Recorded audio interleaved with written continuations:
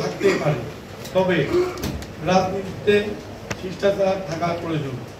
আমার রাজনৈতিক আদর্শ থেকে আমি সেটাই করেছি। আপনারা ভালো থাকবেন, সুস্থ থাকবেন।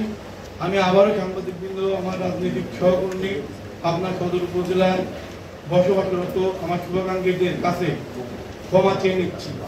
আপনারা হতাশ হবেন না। আপনাদের দোয়া ও ভালোবাসায় আমি শিক্ষক। আপনাদের মনের আশা এবার পূরণ করতে পারলাম না, তবে আগামীতে আপনাদের সাথে নিয়েই ভোট দিতে অবতীর্ণ হব ইনশাআল্লাহ। সে পর্যন্ত আপনারা ধৈর্য ধরবেন। আমি আমার নেতা কর্মী শুভাকাঙ্ক্ষী ও পাবনা সদর উপজেলায় বসবাসরত সবার বিপদে আপদে সুখে দুঃখে পাশে ছিলাম, এখনো আছি, আগামীতেও থাকবো ইনশাআল্লাহ। আপনারা আমার জন্য দোয়া করবেন। আল্লাহ হাফেজ। জয় বাংলা, জয় বঙ্গবন্ধু। ধন্যবাদ।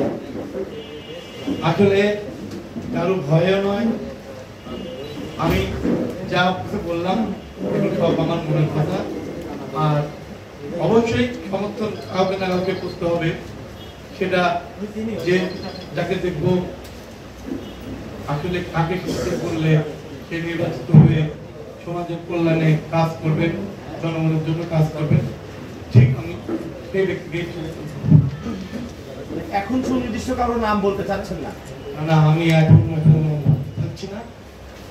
আপনারা দেখতে পারবেন যখন আমরা নির্বাচন পূর্ব মাঠে থাকবো, তার সঙ্গে জানি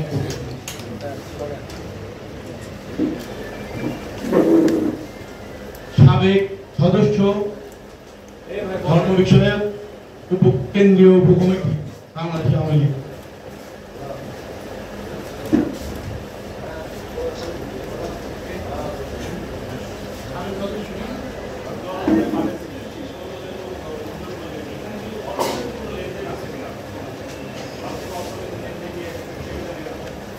আসলে এ ধরনের কোনো কিছু নাই, লেনদেন নাই। আসলে আমি এসব করি না। আমাদের এই প্রেস ক্লাবে সাংবাদিকদের উদ্দেশ্যে সাংবাদিক সংবাদ সম্মেলন করলেন, তাকে আমি প্রেস ক্লাবের পক্ষ থেকে আন্তরিক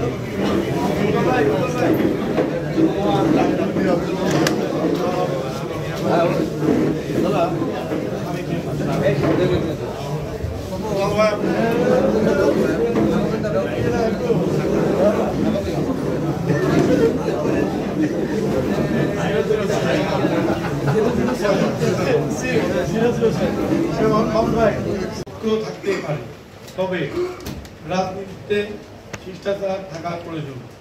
আমার রাজনৈতিক আদর্শ থেকে আমি সেটাই করেছি। আপনারা ভালো থাকবেন, সুস্থ থাকবেন।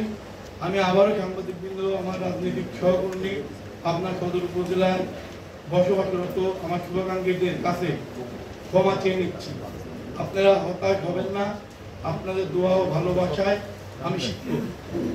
আপনাদের মনের আশা এবার পূরণ করতে পারলাম না, তবে আগামীতে আপনাদের সাথে নিয়েই ভোট দিতে অবতীর্ণ হব ইনশাআল্লাহ। সে পর্যন্ত আপনারা ধৈর্য ধরবেন। আমি আমার নেতা কর্মী শুভাকাঙ্ক্ষী ও পাবনা সদর উপজেলায় বসবাসরত সবার বিপদে আপদে সুখে দুঃখে পাশে ছিলাম, এখনো আছি, আগামীতেও থাকবো ইনশাআল্লাহ। আপনারা আমার জন্য দোয়া করবেন। আল্লাহ হাফেজ। জয় বাংলা, জয় বঙ্গবন্ধু। ধন্যবাদ। আসলে কারো ভয় নয়, আমি যা কিছু বললাম এগুলো সব আমার মনের কথা। আর অবশ্যই সমর্থন কাউকে না কাউকে করতে হবে, সেটা যে যাকে দেখবো আসলে কাকে সুস্থ করলে সে নির্বাচিত হয়ে সমাজের কল্যাণে কাজ করবেন, জনগণের জন্য কাজ করবেন, ঠিক আমি সেই ব্যক্তিকে। এখন সুনির্দিষ্ট কারো নাম বলতে চাচ্ছেন না? না, আমি এখন চাচ্ছি না। আপনারা দেখতে পারবেন যখন আমরা নির্বাচন পূর্ব মাঠে থাকবো, তার সঙ্গে জানি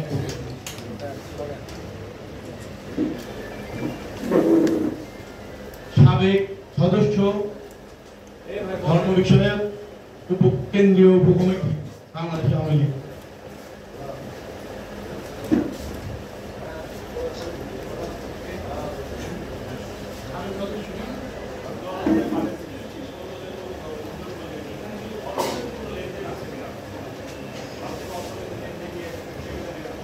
না আসলে এ ধরনের কোনো কিছু নাই, কোনো লেনদেনও নাই।